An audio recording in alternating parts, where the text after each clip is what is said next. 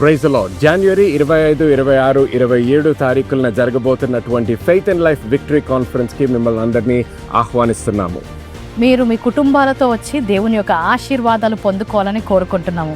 దేవుని యొక్క అద్భుత క్రియలు మన మధ్యలో 3 రోజుల్లో అనుభవించబోతున్నాము. అంత మాత్రమే కాకుండా కుటుంబాల కొరకు ప్రత్యేకమైన తైలాభిషేక ఆరాధన జరగబోతుంది. సేవకులు మరియు నాయకులకి కూడా ప్రత్యేకముగా ఒక కూడిక నిర్వహించబడుతుంది. ఆ రోజు జరగబోతున్నటువంటి కూడికలో మీరు విశ్వాసములో ఎదుగుతారని నమ్ముతున్నాము. అంత మాత్రమే కాదు, దేవుడు మీకు ఇచ్చినటువంటి దర్శనములో ముందుకి ధైర్యముగా కొనసాగుతారని నమ్ముతున్నాము. SR and BGNR గ్రౌండ్స్ ఖమ్మంలో మనమందరం కలుసుకుందాం. God bless you. సో దేవుని వాక్యము నుంచి హల్లెలూయా. 4వ విషయము జ్ఞానము. వాక్యము ద్వారా జ్ఞానము మనము పొందుకుంటాం అన్నమాట. జ్ఞానము పొందుకుంటాము. Proverbs chapter 2 and verse 6. సామెతలు 2వ అధ్యాయం 6వ వచనం. యెహోవాయే జ్ఞానం ఇచ్చువాడు. ఎవరిస్తున్నారంట జ్ఞానాన్ని? ఎవరిస్తున్నారు? పక్కన ఉన్న వాళ్ళని ఒకసారి లేపండి, అందరికి చెప్పండి, ఎవరిని ఇస్తున్నారు? యెహోవా ఏమిస్తున్నాడు? జ్ఞానము ఇస్తున్నాడు. వాక్యము ఎందుకు వినాలి? ప్రసంగం ఎందుకు వినాలి? వాక్యము మన హృదయంలోకి ఎందుకు రావాలి? జ్ఞానము అవసరము కాబట్టి. అందరూ జ్ఞానము అనండి. ఓకే, నంబర్ 5, వివేచన, డిసర్న్మెంట్, వివేచన. Hebrews chapter 4 and verse 12. హెబ్రీయుల పత్రిక 4వ అధ్యాయం 12వ వచనం. ఎందుకనగా దేవుని వాక్యము సజీవమై బలము గలదై రెండంచులు గల ఎటువంటి ఖడ్గము కంటెను వాడిగా ఉండి ప్రాణాత్మలను కీళ్లను మూలుగును విభజించినంత మట్టుకు దూరుచు హృదయం యొక్క తలంపులను ఆలోచనలను శోధించుచున్నది. హల్లెలూయా. గమనించండి, ఇంగ్లీష్ లో చదువుతాను. The word of the Lord is living and powerful, sharper than any two-edged sword, piercing even to the division of soul and spirit and of the joints and marrow, and is a discerner of the thoughts and intents of the heart. గమనించండి, మీ జీవితంలో కొన్నిసార్లు ఉంటుంది, paper మీద అంతా కరెక్ట్గా ఉంది pastor గారు, కానీ తీర్మానం తీసుకోవాలో లేదో అర్థం అవట్లేదు. ఉద్యోగానికి అన్ని కరెక్ట్గానే ఉన్నాయి, కానీ తీసుకోవాలా వద్దా? కొన్నిసార్లు లేకపోతే ఈ బిజినెస్ ఇన్వెస్ట్మెంట్కి ఇంత ఇన్వెస్ట్మెంట్ చేస్తే ఇంత రిటర్న్స్ వస్తాయి అంటున్నారు, చాలా బాగుంది, అంత బాగానే ఉంది, నాకు డబ్బులు కూడా ఉన్నాయి ఇన్వెస్ట్ చేయడానికి, కానీ చెయ్యాలా చెయ్యకూడదా? సక్సెస్ఫుల్ అవుతుందా లేకపోతే వీళ్ళు నన్ను మోసగిస్తున్నారా? లేకపోతే పెళ్లి వివాహం అయ్యే టైంలో పేపర్ మీద మాత్రం అంత మంచిగా ఉంది, మంచి చదువు ఉంది, మంచి కుటుంబం అంటున్నారు, వాళ్ళు కూడా మంచి సంఘానికి వెళ్తున్నారంట, లేకపోతే మంచి శాలరీ ఉన్నది, మంచి పొజిషన్ ఉంది, అంతా మంచిగానే ఉంది, పేపర్ మీద మాత్రం CV అంతా బాగుంది, కానీ ఈ వ్యక్తిని నేను వివాహము చేసుకోవాలా చేసుకోకూడదా అది ఎలా తెలుస్తుంది? ఇక్కడ చూడండి వాక్యంలో, ద వర్డ్ ఆఫ్ గాడ్, దేవుని వాక్యము is a discerner of the thoughts and intents of the heart. So ఒక వ్యక్తి ఏ మాటలు మాట్లాడుతున్నా కూడా దేవుని వాక్యము ద్వారా వాళ్ళ హృదయములో ఉన్న విషయము మనము తెలుసుకోగలము. హల్లెలూయా. వాళ్ళ హృదయంలో ఉన్న విషయం కూడా మనము తెలుసుకోగలము. ఇది ఎలాగొస్తుంది? ఈ వివేచన దేవుని వాక్యము ద్వారా ఈ వివేచన వస్తుంది అన్నమాట. హల్లెలూయా. చూడండి 6 ఇంకా 7, స్వస్థత ఇంకా విడుదల కూడా దేవుని వాక్యము ద్వారా వస్తుంది. Psalm 107 verse 20. ఆయన తన వాక్కును పంపి వారిని బాగు చేసెను, ఆయన వారు పడిన గుంటల నుండి వారిని విడిపించెను. హల్లెలూయా. గమనించండి, అంటే ఏంటి? విడుదల ఇంకా స్వస్థత అనేది ప్రార్థన ద్వారా మాత్రమే రాదు, ప్రార్థన ద్వారా కూడా వస్తుంది, కానీ వాక్యము ద్వారా, అందరూ వాక్యము ద్వారా అనండి, వాక్యము ద్వారా కూడా నీకు స్వస్థత వస్తుంది. అందుకనే నేను అనేక సార్లు అంటాను, మీరు అనారోగ్యముతో బాధపడుతున్నప్పుడు ఆ రోజు ఇంట్లో కూర్చోవడం కాదు. అనారోగ్యంతో బాధపడుతున్నప్పుడు నా కొద్దిగా తలనొప్పిగా ఉంది, ఈరోజు సంఘానికి రాను, లేకపోతే ఒళ్ళు నొప్పిగా ఉంది, జ్వరముగా ఉంది, సంఘానికి రాను కాదు. జ్వరముగా ఉన్నందుకు నేను సంఘానికి వస్తాను అనేది రావాలి. హల్లెలూయా. తలనొప్పి వస్తుంది కాబట్టి నేను సంఘానికి పరిగెత్తుకుంటూ వస్తాను. ఎందుకు? వాక్యము బోధించబడుతుందని నాకు తెలుసు. ఆ వాక్యము బోధింపబడుతున్నప్పుడు, ఆ అభిషేకముతో బోధింపబడుతున్నప్పుడు ఆ వాక్యము నన్ను స్వస్థపరుస్తుంది. హల్లెలూయా. వాక్యము స్వస్థపరుస్తుంది, ఆ వాక్యమే నాకు విడుదలిస్తుంది. హల్లెలూయా. ఆమేన్. నంబర్ 8, 8వ విషయము దిశ, డైరెక్షన్ మనకి వాక్యము ద్వారా వస్తుంది. Psalm 119 and verse 105. 119వ కీర్తన 105వ వచనం. నీ వాక్యము నా పాదములకు దీపమును నా త్రోవకు వెలుగునై ఉన్నది. హల్లెలూయా. దీపము వెలుగు అయి ఉన్నది. ఏంటి? దేవుని యొక్క వాక్యము. 9వ విషయము నిరీక్షణ. We receive hope. Revelation chapter 21 and verse 4. ప్రకటన 21:4. ఆయన వారి కన్నుల ప్రతి బాష్ప బిందువును తుడిచివేయును, మరణము ఇక ఉండదు, దుఃఖమైనను ఏడ్పైనను వేదన అయినను ఇక ఉండదు, మొదటి సంగతులు గతించిపోయినని సింహాసనంలో నుండి వచ్చిన గొప్ప స్వరము చెప్పుట వింటిని. హల్లెలూయా. గమనించండి, నువ్వు ఎంత బాధలో ఉన్నా, ఎటువంటి భయంకరమైన పరిస్థితిలో ఉన్నా, నువ్వు మళ్ళీ ఒకసారి దేవుని వాక్యం చదవడం మొదలు పెడితే ఎంత భయంకరమైన పరిస్థితిలో ఉన్నా కూడా దేవుని వాక్యము ద్వారా నీకు నిరీక్షణ విడుదలవుతుంది నీ జీవితంలోకి. హల్లెలూయా. ఆమేన్. ఆఖరిగా 10వ విషయము శక్తి, empowerment. Okay, Joshua chapter 1 and verse 8. యెహోషువ గ్రంథం 1:8.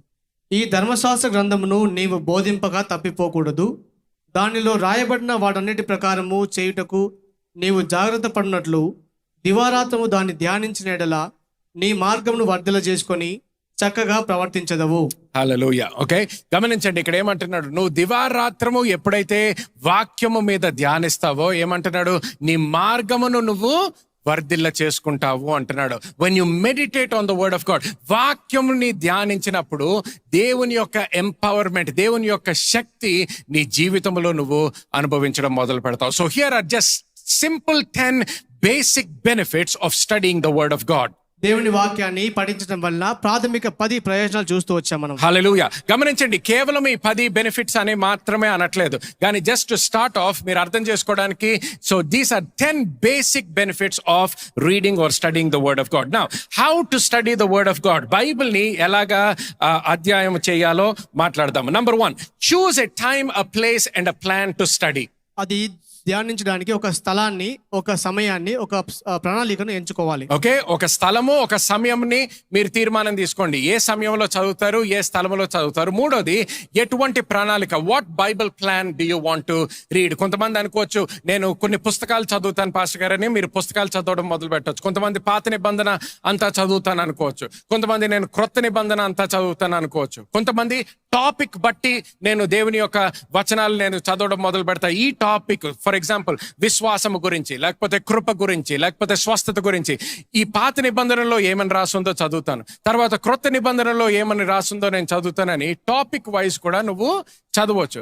కానీ ఎటువంటి ప్లాన్ లేకుండా ప్రతిరోజు ఏదో సమయంలో నేను జస్ట్ బైబిల్ ఇప్పేస్తాను, ఏ పేజ్ అయితే తెరుస్తుందో అక్కడ ఒక 2-3 వచనాలు చదువుతాను, అక్కడ ఒక చాప్టర్ చదువుతాను, మళ్ళీ మూసేస్తాను, రేపు మళ్ళీ జస్ట్ అలా తీస్తాను, దేవా నాతో మాట్లాడని ఇంకొక చాప్టర్ చదువుతానంటే దాని ద్వారా నువ్వు సత్యములో స్థాపించబడవు. దాని ద్వారా నీకు సరి అయిన అవగాహన లేకపోతే వాక్యము నుంచి రావాల్సినటువంటి జ్ఞానము, మీనింగ్, అర్థము నువ్వు పొందుకోలేవు అనమాట. అందరికి అర్థమవుతుంది కదా? సో డిసిప్లిన్ వస్తుంది అనమాట నీ జీవితంలో.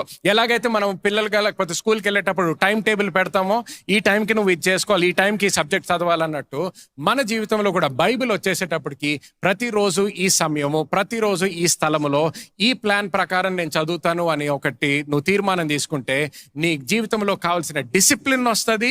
దానిలో నువ్వు కొనసాగడము మొదలు పెడతావు. రెండో విషయము, okay, ask questions and understand the context. ప్రశ్నలు అడిగి ఆ సందర్భాన్ని అర్థం చేసుకోవాలి. ఓకే, ప్రశ్నలు అడిగి ఆ సందర్భాన్ని అర్థం చేసుకోవాలన్నమాట. నువ్వు ఎప్పుడన్నా చదువుతున్నప్పుడు కేవలం వాక్యం చదివేశాను అని వెళ్ళిపోవద్దు. వాక్యము చదివినప్పుడు ప్రశ్నలు అడగడం మొదలు పెట్టండి. ఏం ప్రశ్నలు? ఆ సందర్భము నువ్వు అర్థం చేసుకోగలగాలి, ఆ కాంటెక్స్ట్ నువ్వు అర్థం చేసుకోవాలి. 4 ప్రశ్నలు ఇస్తున్నాను మీకు, చూడండి. ఎప్పుడు బైబిల్ చదివినా కూడా ఈ 4 ప్రశ్నలు అడగాలి. Number 1, who wrote it? ఎవరు రాశారు? ఓకే, ఎవరు రాశారు? దేవుడు రాశాడని లేకపోతే పరిశుద్ధాత్మ దేవుని యొక్క నడిపింపు బట్టి రాశారని తెలుసు, కానీ ఏ మానవుడు రాశాడు అనేది మనం తెలుసుకుంటున్నాం. ఎవరు రాశారు? రెండోది, to whom was it written? ఎవరికి రాశారు? ఎవరికి రాశారు? ఎవరు రాశారు?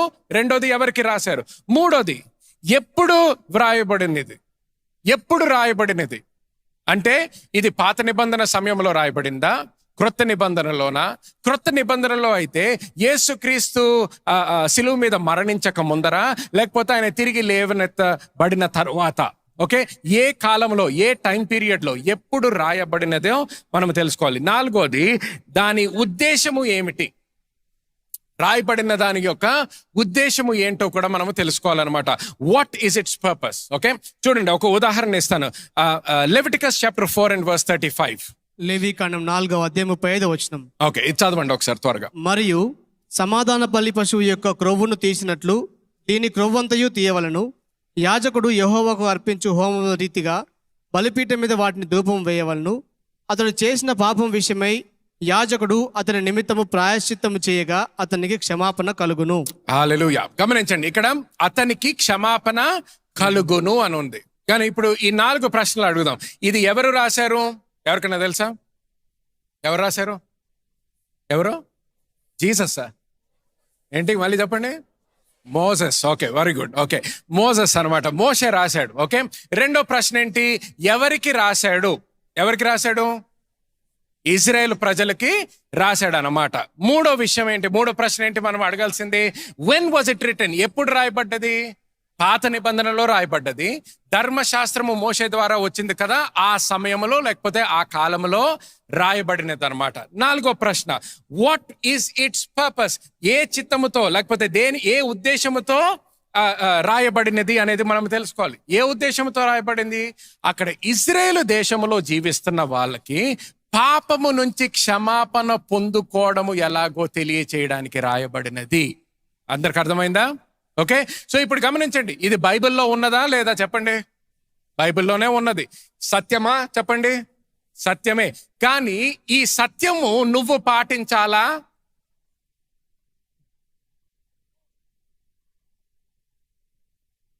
మళ్ళీ చెప్తున్నా, బైబిల్లో ఉందా లేదా?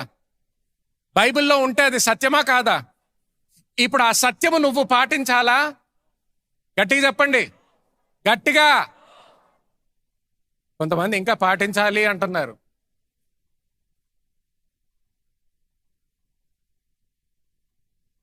లాస్ట్ పార్ట్ మళ్ళీ చదవండి. ప్రాయశ్చిత్తం చేయగా అతనికి క్షమాపణ కలుగును. ప్రాయశ్చిత్తము ఆయనకి ఏమి కలుగును? ఏమి కలుగును? ఏమి కలుగును? ఏమి కలుగును? ఎవరికి రాయబడ్డది? ఎవరు రాశారు? పాప క్షమాపణ కలుగును అంటున్నాడు. నీకు పాప క్షమాపణ ఎలా కలిగింది?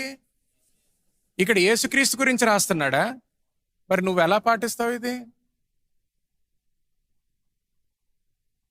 అర్థమవుతుందా ఇప్పుడు నేను చెప్పేది? వెనకాల ఉన్న వాళ్ళకి అర్థమవుతుందా నేను చెప్పేది? ఇది బైబిల్లోనే ఉన్నది, సత్యమే. కానీ నువ్వు పాటించాల్సినటువంటి సత్యము కాదు. నువ్వు పాటించలేవు.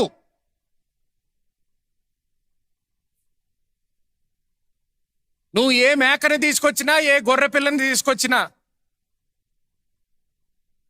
అటువంటి యాజకుడు నీకు ఈరోజు లేడు. బలి ఇచ్చే యాజకుడు లేడు. అర్థమవుతుందా? సో నువ్వు పాటించాలని కోరుకున్నా పాటించలేవు దీన్ని. అందరికి అర్థమవుతుందా? ఇప్పుడు సైలెంట్ అయిపోయారు. అర్థమవుతుందా? సో బైబిల్ చదవడం అంటే చదివేశాను పాస్టర్ గారు, ఈ రోజుకి అయిపోయింది. అయిపోయింది కాదు. ఏం అర్థం చేసుకున్నావు? ఏ సత్యములో నాటబడుతున్నావు? ఏ సత్యములో స్థాపించబడుతున్నావు? ఆ సత్యము తెలిసినప్పుడు నీకు విడుదల వస్తుంది. మతముతో విడుదల రాదు, సత్యముతో విడుదల వస్తుంది. అందుకని గుర్తుపెట్టుకోండి, మార్క్స్ వార్త 7వ అధ్యాయం అనుకుంటా, యేసుక్రీస్తు ఏమంటాడు? They made the word of God of no effect through their tradition. వాక్యమును ఏం చేశారంట? వ్యర్థం చేశారు. వ్యర్థం చేశారు. నిరర్థకము చేశారని ఉంటది. వాక్యాన్ని నిరర్థకం చేశారు. వాక్యమే దేవుడు అయ్యున్నాడు అంటే దేవుణ్ణే నిరర్థకము చేశారు. దేని వలన? ట్రెడిషన్, ఆచారము బట్టి. సో ఆచారం అంటే ఏంటి? బైబిల్ అండి, చాలా స్పెషల్ అండి, చదివేశానండి. ఏం అర్థం చేసుకున్నారండి? అది ప్రశ్న. అది ప్రశ్న. అందుకని యేసుక్రీస్తు కాలంలో కూడా ఫారిసీస్, సాడ్యూసీస్ యేసుక్రీస్తు చుట్టూరే ఉన్నారు. కానీ వాక్యాన్ని చదివారు కానీ అర్థం చేసుకోలేదు. ఆఖరికి వాక్యమే వాళ్ళ ఎదుట నుంచొని మాట్లాడుతుంటే ఆ వాక్యాన్ని గుర్తించలేకపోయారు. మెస్సాయను గుర్తించలేకపోయారు. అలాగే మనం కూడా కొంతమంది బైబిల్ చదివేస్తాము, లేకపోతే 10 బైబిల్స్ ఉండొచ్చు, చాలా మంచిది, బైబిల్స్ ఉండాలి, బైబిల్స్ ప్రతి రూమ్లో పెట్టుకోండి, క్యాలెండర్స్ పెట్టుకోండి, పోస్టర్లు పెట్టుకోండి, స్క్రీన్ సేవర్స్ పెట్టుకోండి, కంప్యూటర్లో స్క్రీన్ సేవర్ పెట్టుకోండి, స్టిక్కర్లు పెట్టుకోండి, అంతా మంచిదే. కానీ అర్థము కూడా చేసుకోవాలి దాన్ని. సూపర్స్టిషన్ అంటే మూఢనమ్మకం. ఏదో మూఢనమ్మకముగా ఏదో స్టిక్కర్ పెట్టేసుకున్నాను, ఇప్పుడు రక్షణ వచ్చేసింది నాకు, నా బైక్ మీద స్టిక్కర్ పెట్టుకున్నాను, సిలువ స్టిక్కర్ పెట్టేసుకున్నాను, సో నాకు రక్షణ. స్టిక్కర్ నుంచి కాదు శక్తి మనకు వచ్చేది. నీకు స్టిక్కర్ ఉన్నా స్టిక్కర్ లేకపోయినా రక్షణ నీది. క్రీస్తు ఉన్నట్లయితే రక్షణ నీది.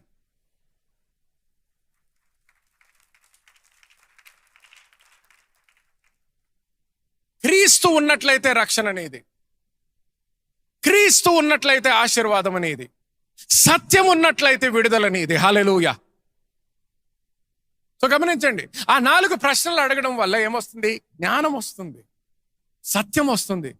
సత్యం వచ్చినప్పుడు ఏమొస్తుంది? విడుదల వస్తుంది. హల్లెలూయా. ఓకే, చూడండి ఇంకొక ఉదాహరణ నూతన నిబంధన నుంచి ఇస్తాను. 2 కొరింథీయులు 5వ అధ్యాయానికి బైబిల్ తెరుచుకుందాం త్వరగా. 21వ వచనం చదవండి. ఎందుకనగా మనము ఆయన యందు దేవుని నీతి అగునట్లు పాపమెరుగని ఆయనను మన కోసము పాపముగా చేసెను. గమనించండి, ఇది ఎవరు రాశారు? గట్టిగా, పాల్. ఓకే, అపోస్తలుడు పాల్ రాశాడు. ఎవరికి రాశాడు? కొరింథీ సంఘానికి, అలాగే మనకి కూడా, ప్రతి సంఘానికి దేవుని యొక్క ప్రేరేపణ బట్టి రాయడం జరిగింది అనమాట. 3వ ప్రశ్న, ఎప్పుడు రాశాడు? When was it written? క్రీస్తు మరణించి తిరిగి లేచిన తర్వాత, దాని ముందర? లేచిన తర్వాత అనమాట. అది ఎందుకు ముఖ్యం? ఎందుకంటే కొన్ని విషయాలు నూతన నిబంధనలో మనం చదివిన క్రీస్తు మరణము ముందర రాయబడిందంటే దాని గురించి ఒకలాగా ఆలోచించాలి. క్రీస్తు రెజరెక్షన్ అంటే పునరుద్ధరణ అయిన తర్వాత రాయబడుతుంది అంటే ఇంకొకలాగా ఆలోచించాలి. ఎందుకంటే ఆయన తిరిగి లేవనెత్తబడిన తర్వాత లోకములో ప్రతిదీ కూడా మార్చబడ్డది. హల్లెలూయా. మన జీవితాలు మార్చబడ్డాయి, దేవుని గురించి మనం అర్థం చేసుకోవడం మార్చబడ్డది, మన గుర్తింపే మార్చబడిపోయింది. హల్లెలూయా. సో ఎప్పుడు రాయబడిందంటే ఇది యేసుక్రీస్తు మరణించి మళ్ళీ తిరిగి లేవనెత్తబడిన తర్వాత రాయబడింది. What is its purpose? ఎందువలన ఇది రాశారు? ఎందుకు? మన నిజమైన గుర్తింపు తెలుసుకోవడానికి కొరకు రాయబడినది అన్నమాట. సో గమనించండి, ఇప్పుడు ఇది క్రైస్తవుల కొరకు రాయబడింది, ఇజ్రాయేల్ దేశానికి కాదు. నూతన సృష్టిగా మార్చబడిన వ్యక్తులకి రాయబడ్డది. అంటే ఇక్కడ ఎంతమంది నూతన సృష్టిలు? చేతులు పైకెత్తండి. సో అంటే ఏంటి? ఇప్పుడు ఇది నీ గురించి రాయబడ్డది అనమాట. సో నువ్వు బైబిల్ చదివేటప్పుడు ఏది నీ గురించి మాట్లాడుతుంది, ఏ వచనం నీ గురించి మాట్లాడట్లేదో నువ్వు తెలుసుకుంటావు ఇప్పుడు. సో ఇప్పుడు అది చదివినప్పుడు నీకు ఏమర్థం అవుతుంది? ఓకే, నేను నూతన సృష్టిని, సో ఇది నా గురించి రాయబడుతుంది. ఏమని రాయబడింది? మనము నీతిమంతులుగా మార్చబడ్డామంట. అంటే కానీ పాస్టర్ గారు నేను పాపం చేశానండి మొన్న, పాస్టర్ గారు నేను తప్పు ఆలోచనలు ఉన్నాయి, పాస్టర్ గారు నాకు ఈ సమస్య ఉంది, ఆ సమస్య ఉంది. నీకు ఈ సమస్య ఉన్నా ఆ సమస్య ఉన్నా ఆయన ఏమంటున్నాడు? 17వ వచనంలో పాతవన్నీ గతించినవి, సమస్తము క్రొత్తవాయను అన్నాడు. అది అన్న తర్వాత 18వ వచనానికి వచ్చేసేటప్పటికి నువ్వు నీతిమంతునిగా మార్చబడ్డావు అంటున్నాడు. హల్లెలూయా. సో ఇప్పుడు నుంచి నువ్వు సత్యము ఏం తెలుసుకోవాలి? నాకు ఇప్పుడు వరకు ఏ గుర్తింపు వేరే వాళ్ళు ఇచ్చినా కూడా ఇప్పుడు నుంచి దేవుడు ఇచ్చిన గుర్తింపు అదేంటి? నేను నీతిమంతుడిగా మార్చబడ్డాను. హల్లెలూయా. ఆ సత్యములో ఇప్పుడు నువ్వు స్థాపించబడతావు. ఇప్పుడు బైబిల్ చదవడం అంటే ఏదో ఫినిష్ చేసేయడానికి కాదు, ముగించడానికి కాదు, ఆ బైబిల్ నుంచి రావాల్సిన సత్యము తెలుసుకొని జీవించడానికి. అందరు అర్థమైతే ఒకసారి గట్టిగా హల్లెలూయా అనండి. ఆమేన్. 3వ విషయం గమనించండి. సో 2వది ఏంటి? మనను ప్రశ్నలు అడగాలి, అలాగే సందర్భము అర్థము చేసుకోవాలి. 3వ విషయం వచ్చేసి దేవుడు మీతో మాట్లాడాలని కనిపెట్టండి. Expect God to speak to you. వాక్యం చదివినప్పుడల్లా దేవుడు మీతో మాట్లాడాలని కనిపెట్టండి. దేవుడు మీతో మాట్లాడాలని కనిపెట్టండి. Number 4, apply what God shows you. దేవుడు నీకు చూపించినది ఆచరించండి. ఆచరించండి. దేవుడు మీకు చూపించినది ఆచరించండి. సో కేవలము వినడము కాదు, కేవలము చదవడం కాదు, కానీ దేవుడు మనకి చూపించేది ఆచరించాలన్నమాట. నెక్స్ట్ థింగ్, ఈ మెథడ్ అనేది ఇంగ్లీష్లో ఇది సరిగ్గా అర్థం చేసుకోవచ్చు. స్పెక్ మెథడ్ అనేది ఉంటుంది అనమాట. సో బైబిల్ చదివేటప్పుడు SPECK తెలుగులో SPECK అన్నట్టు మనం అర్థం చేసుకో, ఇంగ్లీష్ వచ్చిన వాళ్ళు ఇది అర్థం నోట్ చేసుకోవచ్చు. కానీ SPECK అని తెలుగులో నువ్వు రాసుకోకపోయినా దాని నుంచి వచ్చే ఈ ప్రశ్నలు మాత్రము ప్రతి ఒక్కరికి సహాయకరముగా ఉంటుంది అనమాట. సో గుర్తుపెట్టుకోండి, బైబిల్ చదివేటప్పుడు ఈ స్పెక్ మెథడ్, ఇది నేను తయారు చేసింది కాదు, ఇది చాలా ముందరే ఇంకొక వ్యక్తి తయారు చేసింది, బైబిల్ స్టడీస్ లో చాలా మంది వాడతారు. సో అది మీకు కూడా తెలియజేయాలని చెప్తున్నాను. స్పెక్ మెథడ్ S అనేటప్పటికి is there any sin to be avoided. So నువ్వు వాక్యం చదివినప్పుడు మొదటి ప్రశ్న, is there any sin to be avoided? నువ్వు విడిచిపెట్టాల్సిన పాపం ఏమైనా ఉన్నదా? Number 2 P, is there a promise to be claimed? స్వీకరించడానికి వాగ్దానం ఏమైనా ఉన్నదా? స్వీకరించడానికి వాగ్దానం ఏదైనా ఉన్నదా? E, is there an example to follow? అనుసరించడానికి మాదిరి ఏమైనా ఉన్నారా దాంట్లో? ఓకే, అనుసరించడానికి మాదిరి ఏదైనా ఉన్నదా? C, is there a command to obey? లోబడవలసిన ఆజ్ఞ ఏమైనా ఉందా? లోబడవలసినటువంటి ఆజ్ఞ ఏదైనా ఉన్నదా? And lastly, K, is there something to know about God or myself? నా గురించి కానీ దేవుని గురించి కానీ తెలుసుకోవాల్సిన విషయం ఏమైనా ఉన్నదా? Okay, is there something to know about God or myself? దేవుని గురించి కానీ నా గురించి కానీ తెలుసుకోవాల్సిన విషయం ఏమైనా ఉన్నదా? ఓకే, గమనించండి, ఇందాక మనము 2 కొరింథీయులు 5వ అధ్యాయము 20 వచనం చదివినప్పుడు అక్కడ చూసినట్లయితే ఈ 5 ప్రశ్నలు అడిగామనుకోండి. Number 1, first question, is there any sin to be avoided? ఏమైనా పాపము గురించి రాయబడిందా అక్కడ? ఏమన్నా పాపము విడిచిపెట్టాల్సింది ఏమన్నా ఉందా? విడిచిపెట్టాల్సింది ఏమైనా ఉందా? ఆ వచనంలో ఏ పాపము కూడా ఈ పాపాన్ని విడిచిపెట్టాలి అనేది ఏమి కూడా మనకి లేదనమాట. సో నెక్స్ట్ క్వశ్చన్కి వెళ్ళొచ్చు. రెండో ప్రశ్న ఏంటి? Is there a promise to be claimed? ఇక్కడ స్వీకరించాల్సినటువంటి వాగ్దానం ఏదైనా ఉన్నదా? తప్పకుండా ఉన్నది. ఏమండి ఆ వాగ్దానము? మనల్ని దేవుడు నీతిమంతులుగా మార్చాడు అనే వాగ్దానం ఉంది. సో ఆ వచనం చదివినప్పుడు ఆ వాగ్దానాన్ని నువ్వు స్వీకరించాలి, ఆ వాగ్దానంలో నువ్వు విశ్వాసము చూపించాలన్నమాట. మూడో ప్రశ్న, is there any example to follow? అనుసరించాల్సిన మాదిరి ఏమైనా ఉన్నదా అక్కడ? ఇక్కడ మాదిరి ఏమైనా ఉందంటే ప్రత్యేకంగా అక్కడ మాదిరి ఏమీ లేదు, కేవలము సత్యము అక్కడ బోధిస్తున్నాడు అనమాట. సో నెక్స్ట్ వచన, is there any command to obey? లోబడవలసినటువంటి ఆజ్ఞ ఏమైనా ఉన్నదా? ఆజ్ఞలు అక్కడ మనకేమీ కనిపించట్లేదు. ఆఖరిగా, is there anything to know about God or myself? దేవుని గురించి నేను తెలుసుకోవాల్సింది ఏదైనా ఉందా? లేకపోతే నా గురించి కూడా ఏదైనా తెలుసుకోవాల్సింది ఉందా? ఎంతో ఉన్నది అక్కడ. దేవుని గురించి తెలుసుకోవాల్సింది ఎంతో ఉన్నది. ఏం తెలుసుకుంటున్నాము? ఆయన పాపము లేని వ్యక్తి మన కొరకు పాపిగా మార్చబడ్డాడంట. హల్లెలూయా, అది మనము తెలుసుకున్నాం. అంతేకాదు, ఇప్పుడు నీ గురించి ఏం తెలుసుకుంటున్నావు?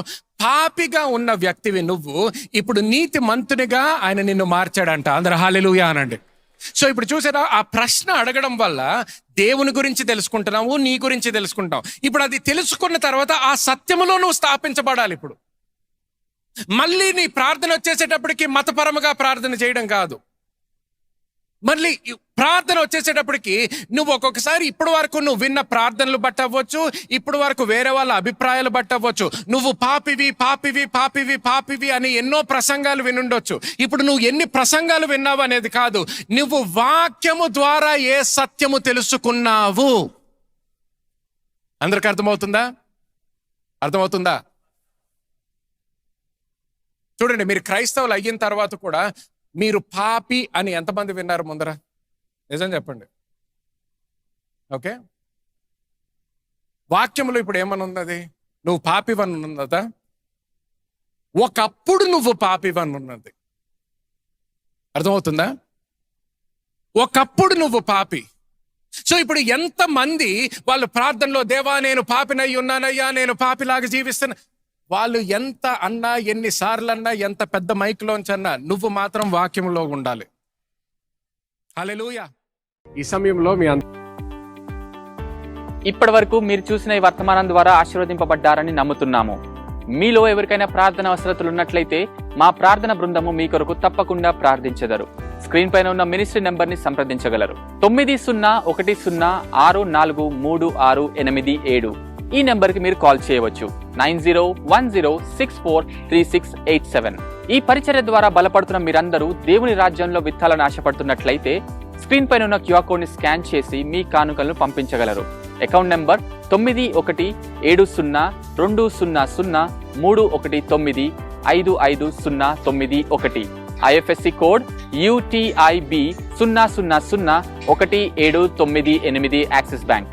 91702003195591. IFSC code UTIB 0001798 Axis bank. అద్భుతమైన ఆరాధన మరియు బలమైన వాక్యంతో ప్రతి ఆదివారం ఎంతో ఘనంగా సర్వీసెస్ జరుగుతున్నాయి. ఎన్నో అద్భుత కార్యములు, సాక్ష్యములను మేము వింటున్నాము. మీరు కూడా బలమైన సాక్ష్యంతో విజయవంతమైన జీవితాన్ని కలిగి ఉండాలని ఆశపడుతున్నట్లయితే ఈ ఆరాధనలో పాల్పంచుకోవాల్సిందిగా కోరుకుంటున్నాము.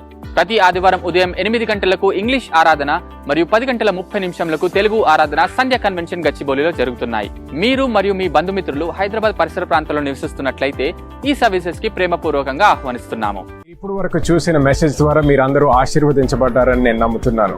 మీ జీవితంలో దేవుని యొక్క ప్రేమ గురించి ఎక్కువ తెలుసుకోవాలనుకుంటున్నట్లయితే, దేవుని యొక్క వాక్యములో ఎదగాలనుకుంటున్నట్లయితే, మీరు అలాగే మీ కుటుంబము దేవుని యొక్క కాపుదల, దేవుని యొక్క ఆశీర్వాదంలో జీవించాలనుకుంటున్నట్లయితే మిమ్మల్ని అందరినీ కూడా మా న్యూ సిటీ చర్చ్ సండే ఆరాధనకు ప్రేమతో ఆహ్వానిస్తున్నాను.